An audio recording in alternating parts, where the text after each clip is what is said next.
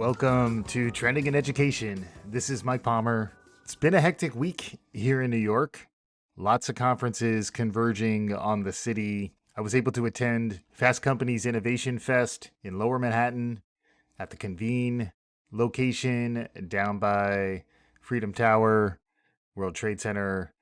Great snacks, great experience design by the folks at Convene. They were great hosts, as were the folks from Fast Company. The highlight of my day there was a session from Wayne Brady talking about what can be learned from improv and how improv provides insights into business and into relationships and in life. It certainly struck a chord with me as someone who is having conversations with folks regularly and is trying to stay spontaneous. I'll share a few more thoughts about Wayne's session a little bit later on. The second session was at EdTech Week here in New York. This is up at the Times Center in Midtown. Ash Kaluarachi does an amazing job organizing this.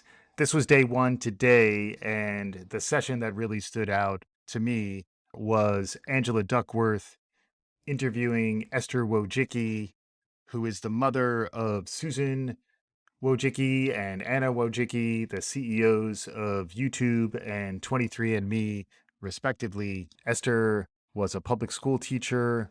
She raised these amazing daughters, 3 daughters, 2 of whom are CEOs of major organizations. She had a lot of insight to share around her program that she ran as a journalism program in the Stanford area. She is an inspiration. She founded a new company called Tract at age 80. She is still going strong. She and Angela were truly inspirational. I got a lot out of their session, and we'll spend a little more time on that before wrapping. And I'm excited for tomorrow, where I'll be attending Hole and IQ's Summit. Patrick Brothers, one of the co-founders with Maria Spies, gave a really sharp survey of the state of play for the world of educational technology. Hole and IQ is a firm I've been tracking for several years. I did attend their summit back in 2019.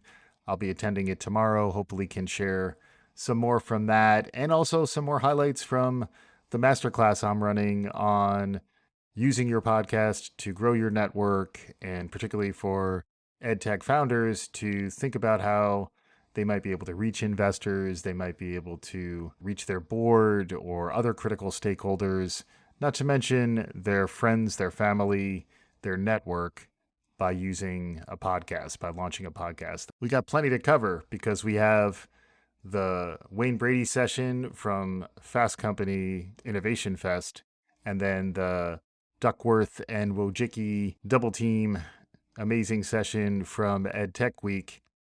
But to start, we're going to cover something that's near and dear to my heart for listeners who've been with us at Trending in Ed for nearly 500 episodes, dating back to September of 2016. The Gartner Hype Cycle dropped. Gartner has released its Hype Cycle for emerging technology in 2022. The 25 technologies that are going to move the needle in the next 2 to 10 years. You're going to hear all about it next.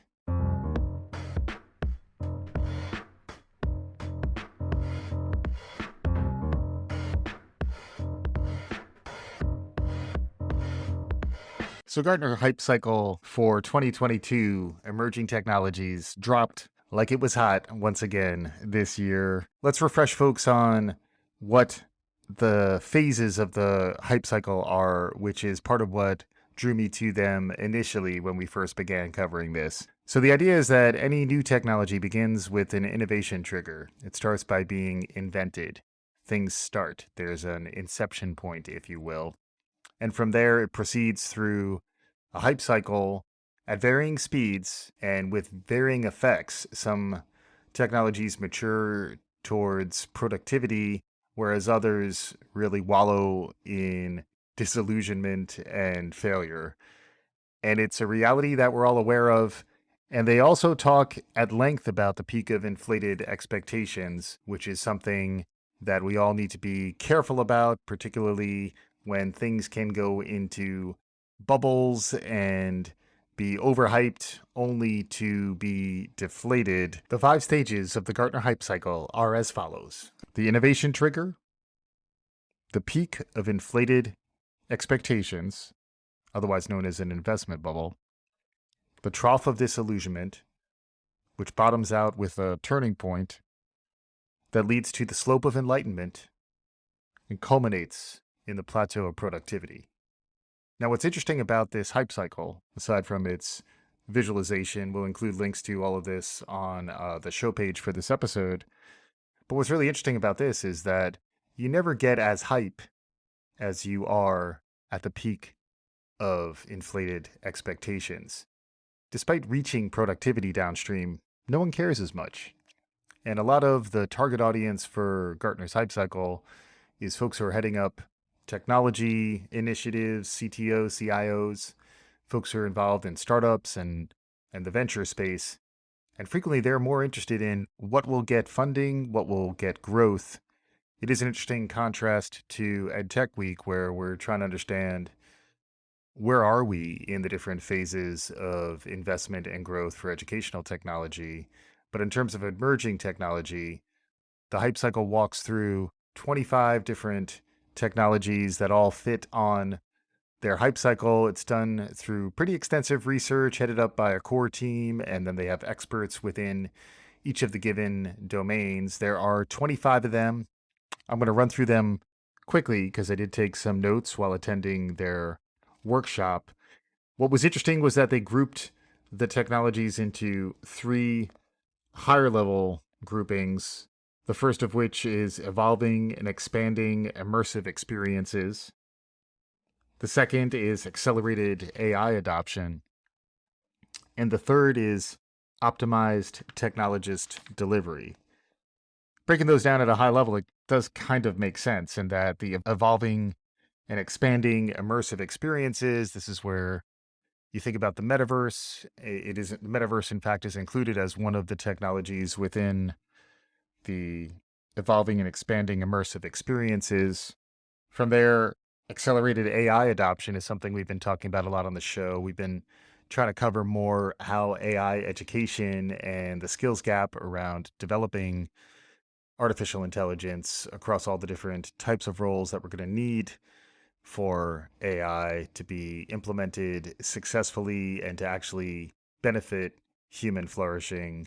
There's a lot of work to be done on the education side, and as we've discussed on this show, there are a lot of technologies that are maturing rapidly, and the vision that Gartner is putting out there is that a lot of these things are going to be accelerating in market.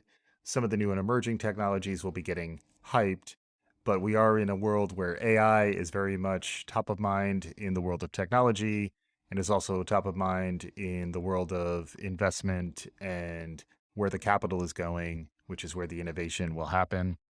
Interestingly, there are many signals out there that AI is now useful and in market in ways that maybe some of these other technologies, these more nascent technologies, are not. And then the third category was really interesting, which is optimized technologist delivery.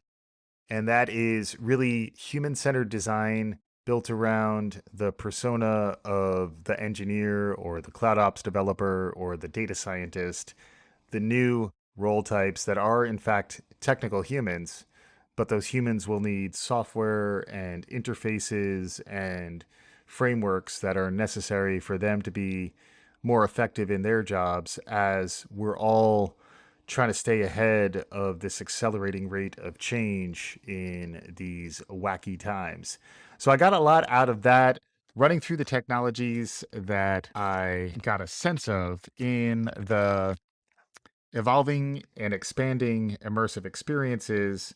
This is where decentralized identity, digital humans, the digital twin of a customer, internal talent marketplaces, the metaverse, NFTs, super apps, and Web3 all appeared.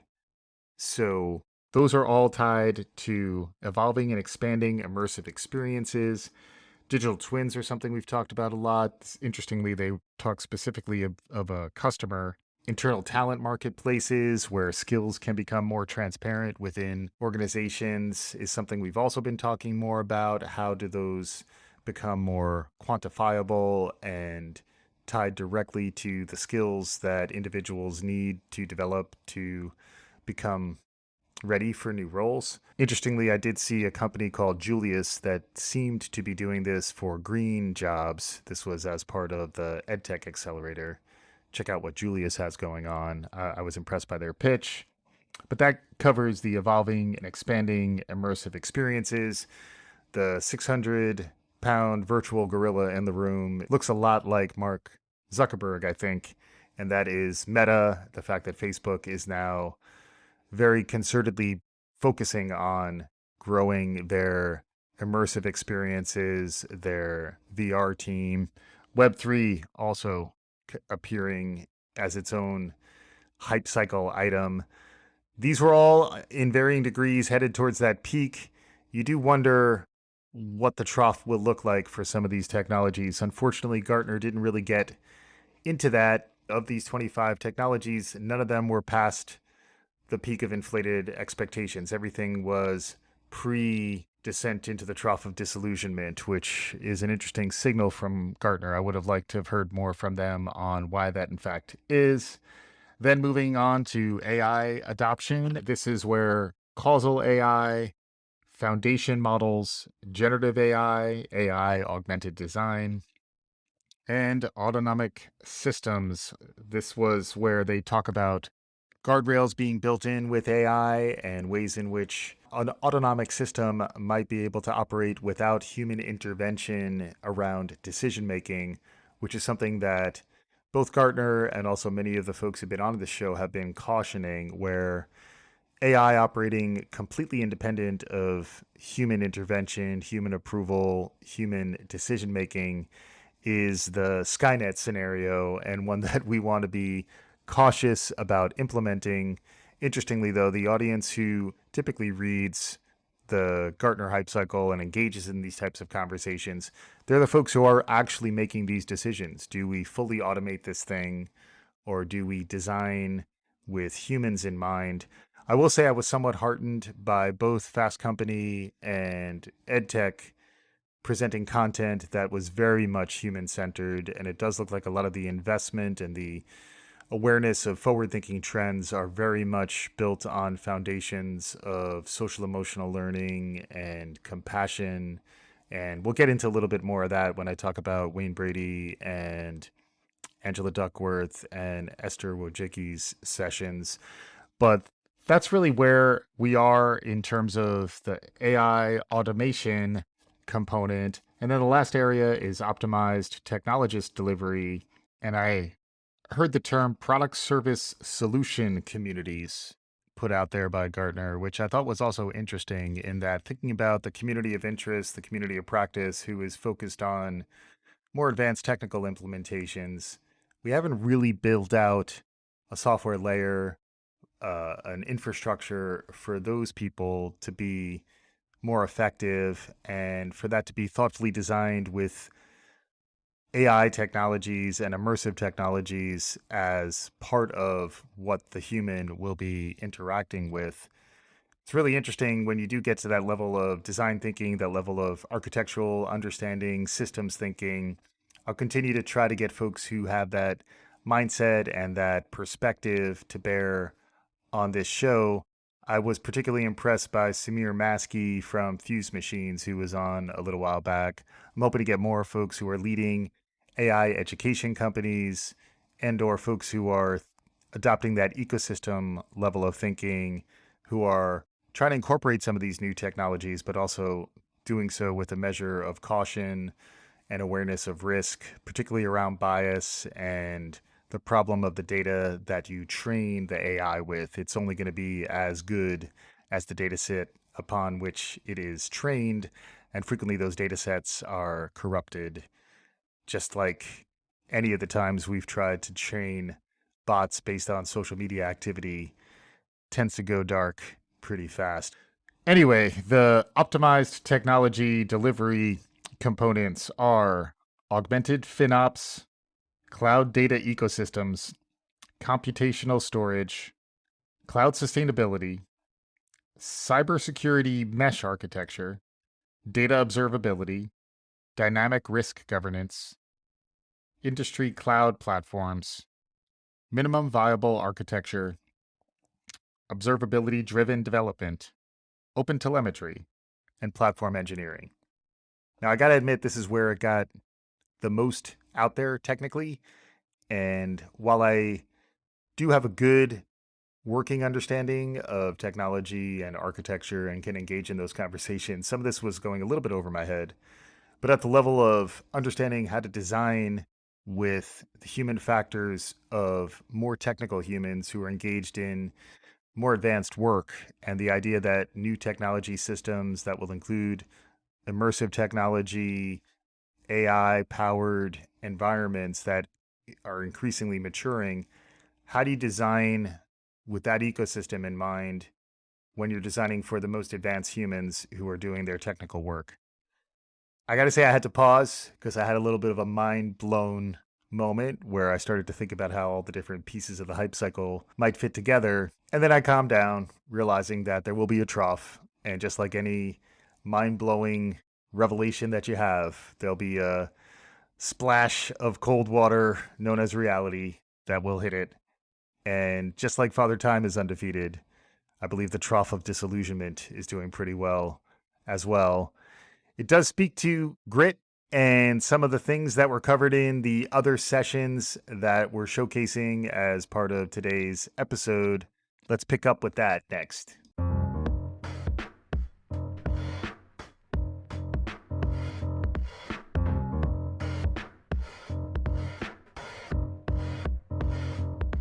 Wayne Brady's an impressive dude. You attend the session with him, you hear his story, and then you see his masterful improv game. You can understand why he's now entering the venture space. He is joining forces with the Freestyle Love Supreme Academy and Speechless Inc. to launch a virtual business and educational training platform built around improv acting techniques. His session was really great, both in that it was entertaining, you could see the improv there, but he was connecting the lessons learned from improv and the tactics of good improv, how they are relevant really anywhere, and in particular in business. I got a lot out of that. You know, he talked about the importance of the yes and not shutting the other person down. A lot of emotional intelligence stuff, the importance of building trust, showing up and committing to the bit, not mailing it in, not trying to dominate the performance and be the funniest member of the team, instead engaging in deep listening, actually talking to each other, really feeding off what the other person is giving you. It was great because he could demonstrate how this works in improv and then immediately connect it to how you might apply that in business or in your personal life. And then it was really great to understand how this is all taught.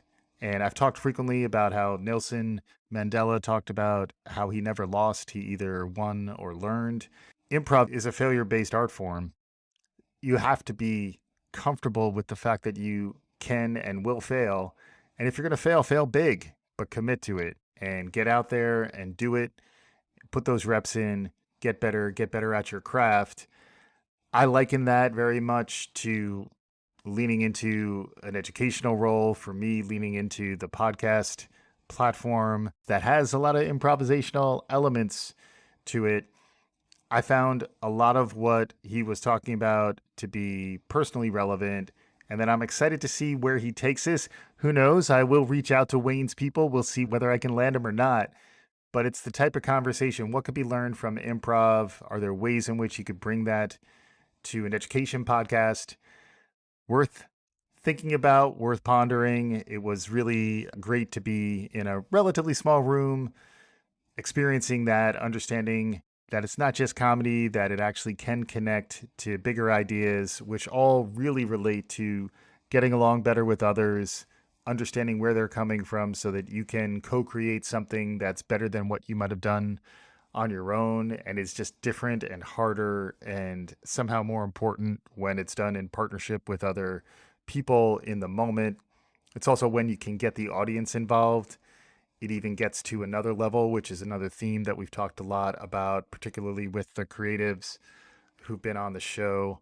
I'm really curious about that stuff. I'm always interested in where human creativity can flourish and what kind of tactics can really draw that next level performance out of all of us. I think there's a lot to be learned from what Wayne Brady has going on. We'll include some links to the new action on the Wayne Brady front. And Wayne, if you're listening, we'd love to have you on Trending in Education.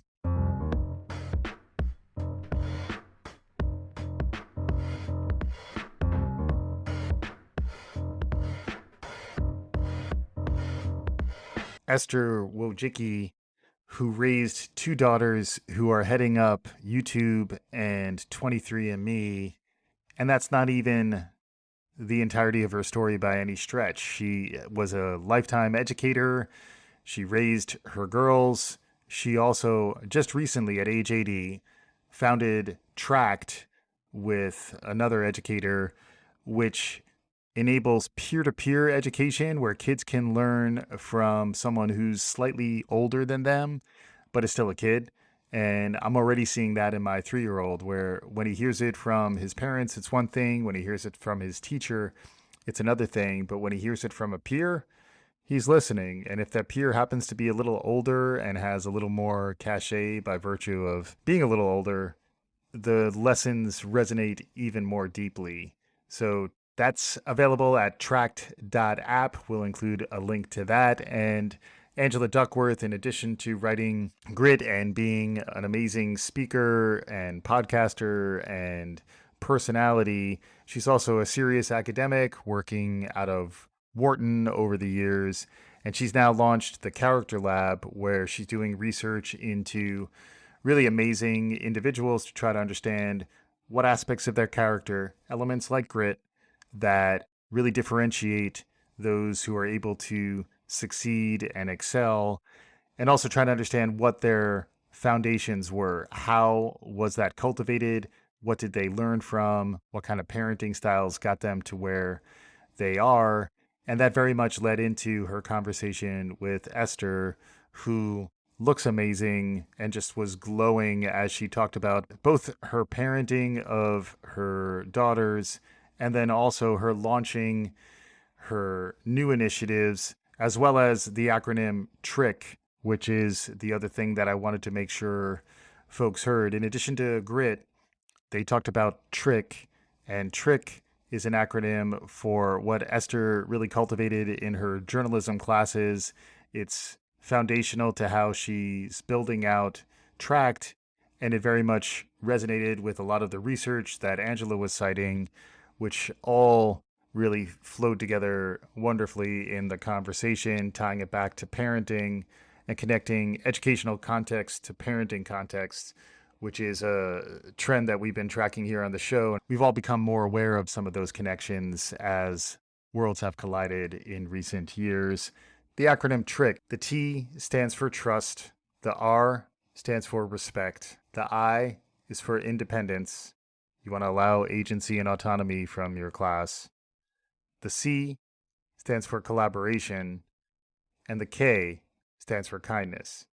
And she made a special point of saying that perhaps the most important two elements in this culture building, which is really the way I was looking at her conversation, are trust and kindness. And as a parent of a 3-year-old, I do understand that day to day in terms of what I'm trying to bring to my son. And I am starting to see that in early childhood education.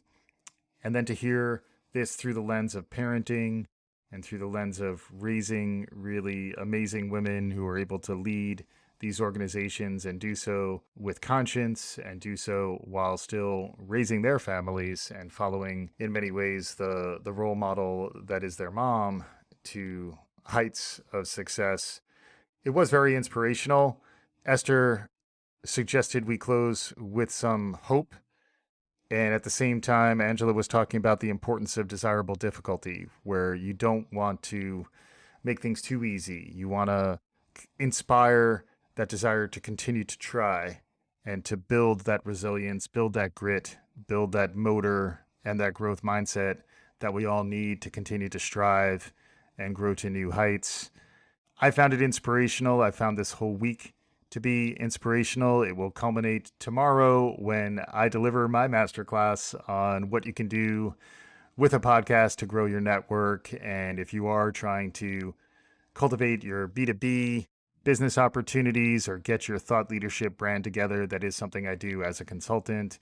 You'll hear a little bit more of that as we continue to produce Trending in Ed, but I also try to do this mainly for the love of the game, to keep the conversation on the right targets and to keep it moving forward in a positive light. Hopefully you're enjoying what you're hearing. We're getting closer to our 500th episode. That's very near on the horizon. Other highlights and insights to share, other interviews and conversations on the horizon. Really excited to be bringing it to you all. Thanks as always for listening.